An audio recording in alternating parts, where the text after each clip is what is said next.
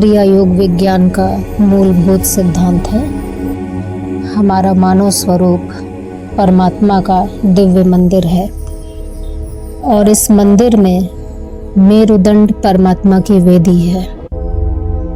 मेरुदंड का अभिप्राय है सिर के अंदर और हमारे रीढ़ के अंदर का दिव्य स्थान, जिसको प्राचीन काल में ऋषियों ने गुफा के रूप में भी व्यक्त किया है। ऋषि मुनि गुफा में हजारों वर्षों तक साधना करते थे।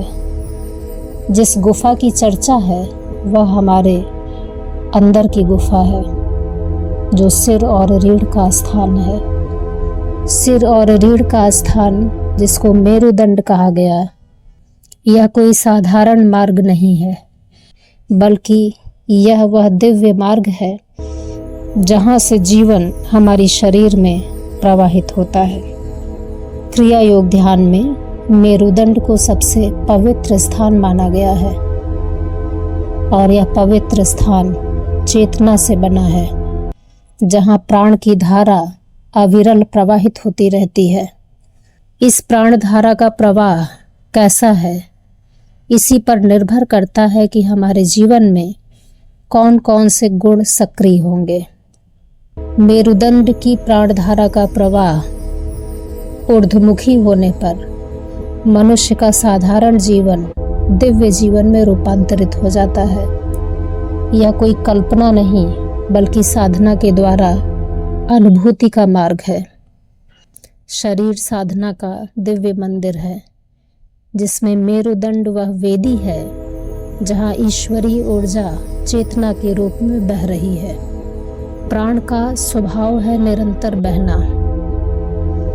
जब मेरुदंड में प्राण का प्रवाह नीचे की ओर ज्यादा होता है और ऊपर की ओर कम होता है, उस समय हमारे जीवन में भय, काम, क्रोध, लोभ, मोह, अहंकार, अज्ञान, इन सारे द्वंद्वात्मक भावों का प्रभाव अधिक रहता है।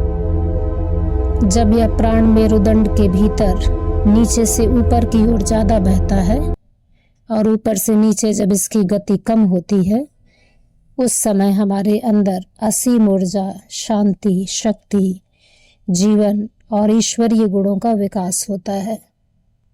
मेरुदंड की चेतना को ऊर्ध्वगामी करने पर हम अपने सीमित स्वरूप की अनुभूति से ऊपर उठ करके सर्वव्यापकता की अनुभूति की तरफ बढ़ते हैं। क्रिया योग ध्यान के माध्यम से मेरुदंड में बहने वाली चेतना को हम ऊर्ध्वगामी करते हैं। इसमें बहने वाले प्राण प्रवाह को नीचे से ऊपर उसकी गति को तीव्र करते हैं, जिससे हमारे अंदर सुषुप्त दैवी गुणों का प्रकाशन होता है और समस्त नकारात्मक भावों का, विचारों का, द्वंद्वात्मक जीवन का प्रभाव धीरे धीरे कम होने लगता है। यह अंधकार से प्रकाश की यात्रा है, यह चेतना के ऊर्ध्वगमन की यात्रा है, जिससे मानव जीवन महामानव में रूपांतरित होता है।